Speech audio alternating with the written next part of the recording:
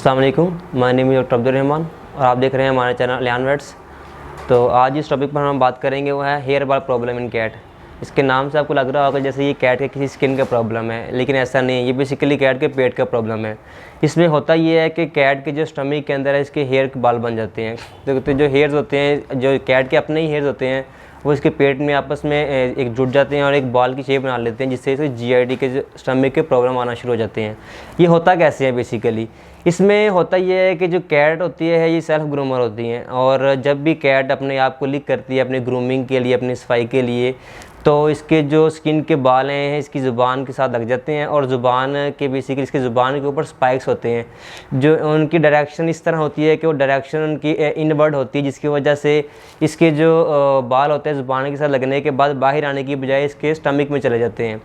तो बेसिकली होता ये है कि नॉर्मल लाइफ में जब कैट अपने आप ग्रूमिंग करती रहती हैं तो जितने भी इसके बाल वगैरह होते हैं इसके पेट के अंदर जाते हैं, तो वो इसके फिशेस के थ्रू निकलते रहते हैं आहिस्ता आहिस्ता। लेकिन उसमें होता है कि अगर कैट को कई दफ़ा खुद को ज़्यादा ग्रूमिंग करना शुरू कर दे, लेकिन ये जो लॉन्ग कोट कैट होती है, जैसे सबसे कॉमन हमारे पास पर्शियन कैट है, तो इनमें आपको पता है हेयर्स होती हैं ज़्यादा होते हैं, और जब ये सेल्फ को खुद को ग्रूम करती हैं तो इसमें ज़्यादा बाल इनके पेट के अंदर चले जाते हैं। और एक दूसरी वजह ये होती है कि अगर कैट को एलर्जी हो तो इस कंडीशन में भी कैट होती है, अगर ज़्यादा सब खुद को लिक करती है, कोई एलर्जिक हो या कोई और प्रॉब्लम की वजह से कैट खुद को ज़्यादा लिक करे, तो उसमें भी ज़्यादा बाल इसके पेट के अंदर चले जाते हैं। फिर तीसरी चीज़ ये होती है कि अगर आप अपनी कैट को खुद ग्रूम नहीं करते, अगर ये होती है कि लॉन्ग कोट कैट को होता है कि आपने डेली से कॉम्बिंग करनी होती है। अगर अपने कैट का कॉम्ब नहीं करते, ब्रश वगैरह नहीं करते, तो इसकी जो डेड कोट होता है इसकी स्किन के ऊपर ही रहता है, और कैट खुद को लिक करके वो सारे इसके पेट के अंदर चले जाते हैं। तो इस तरह ये होता है कि जैसे जैसे इसके ज़्यादा बाल इसके पेट के अंदर जाते जाते हैं तो आपस में क्लम्प करके एक बॉल की शक्ल बना देते हैं। तो जिसका नुकसान बाद में फिर ये हो रहा होता है कि यहाँ तो वो बाल इसकी इंस्टाइम में स्टक हो जाता है, यहाँ इसका भी होता है कैट को डायरिया लग सकता है, आपकी कैट को इससे वॉमिटिंग हो सकती है, या और भी किसी को खाना पीना छोड़ सकती है, वीक हो सकती है। तो इसे बहुत तरह के इश्यूज़ हैं जो इसकी हेयर बाल की वजह से आ सकते हैं। तो इसमें आपने अब ये देखना ही है कि आपने इसको वेट को चेक करवाना है, ये तो नहीं करवाना। ये जो लॉन्ग कोट की कैट है जिनमें पर्शियन है सबसे कॉमन है, उनमें आपने देखना ये है कि अगर आपकी कैट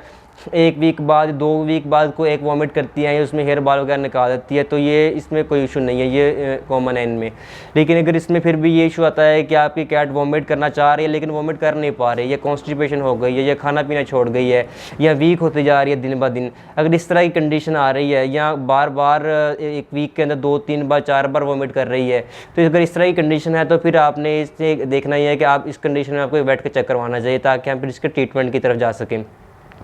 अब इसके ट्रीटमेंट में जो सबसे कॉमन चीज़ें ये हैं कि एक तो हम कैट को लग्जेटिव वगैरह दे सकते हैं जिससे इसके पेट वगैरह फ्लश हो, जिसमें मोस्टली ऑयल किस्म के आते हैं, मोस्टली मेडिसिन भी आती हैं जिसके लग्जेटिव के तौर पर काम करती है। लग्जेटिव का मतलब ये होता है कि जो मेडिसिन होगी आपकी कैट को माइल्ड से डायरिया काज करेगी, जिसकी वजह से आपकी कैट को जो पेट की तरह से फ्लश आउट हो जाएगा, और हेयर बाल जिस तरह की मोस्ट कॉमन कोई कंडीशन होगी तो वो निकल जाएगी। और अगर इसको वॉमिटिंग के इशूज़ आ रहे हैं तो इसकी वॉमिट का हम ट्रीटमेंट करेंगे। और इसके अलावा अगर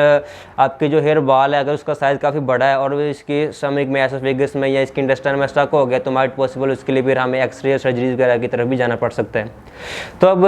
इसमें करना ही है कि इसको प्रिवेंट कैसे करना है। तो इसको प्रिवेंट करने के लिए सबसे पहले तो आपने ये करना है कि जब जितनी अगर आपने एक लॉन्ग कोट जो पर्शियन कैट अडॉप्ट की हुई है तो उसको आपने डेली कॉम्बिंग करनी है। तो इसको डेली कॉम्बिंग करना ये एक ऐसी हैबिट है कि मुझ लोगों को पता ही नहीं होता कि अगर हमने कैट अडॉप्ट किया तो हमने इसको कॉम्ब वगैरह भी करना है, इसको ब्रश भी करना है। तो इसकी वजह से एक तो इसकी कैट के अपने कोट के ऊपर मैट बन जाते हैं, नोट्स बन जाती हैं, इससे कोट भी ख़राब हो जाता है, और दूसरा फिर इसके इंटरनल इशूज़, हेयर बॉल के, ये इस तरह के डिफरेंट इशूज़ भी आना शुरू हो जाते हैं। तो जब भी अगर आप लॉन्ग कोट कैट अडॉप्ट करते हैं स्पेशली, तो आपने अपनी हैबिट बना लेनी है कि आपने डेली इसको कॉम्बिंग या ब्रश करना है। और अगर समर सीजन चल रहा है तो अगर आप इसको शेव भी करवा ले तो वो भी एक बेस्ट ऑप्शन है। और दूसरी चीज़ ये है कि अगर आपके पास शॉर्ट कोट कैट है, जैसे सियामीज़ है हमारे पास या इस तरह की कोई और है, तो उसमें यह है कि उसमें अगर आप एक वीक में, पूरे वीक में एक बार कॉम्ब वगैरह भी कर लेना तो वो भी उसके लिए काफ़ी रहता है, क्योंकि इनमें शॉर्ट कोट जो कैट होते हैं उनमें इसका इतना इशू नहीं आता। फिर दूसरी चीज़ जो आप करनी है कि आपने थोड़ी सी बना लेनी है कि ब्रशिंग करने के साथ साथ आपने वीक में कोई एक दफ़ा कोई लग्जेटिव इसको पिला देना। लग्जेटिव में हमारे कैस्टर ऑयल है या ऑलिव ऑयल है, तो 1-2 चम्मच आप वीक में 1-2 दफ़ा अपनी कैट को दे सकते हैं, तो उससे आपकी कैट का जो पेट है फ्लश होता रहेगा। तो ये चीज़ें हैं, इससे आप इसको प्रिवेंट कर सकते हैं। होपफुली आपको ये वीडियो पसंद आई होगी। इसके अलावा कोई क्वेश्चन हो तो आप कमेंट सेक्शन में पूछ सकते हैं। ठीक है, अल्लाह हाफिज़।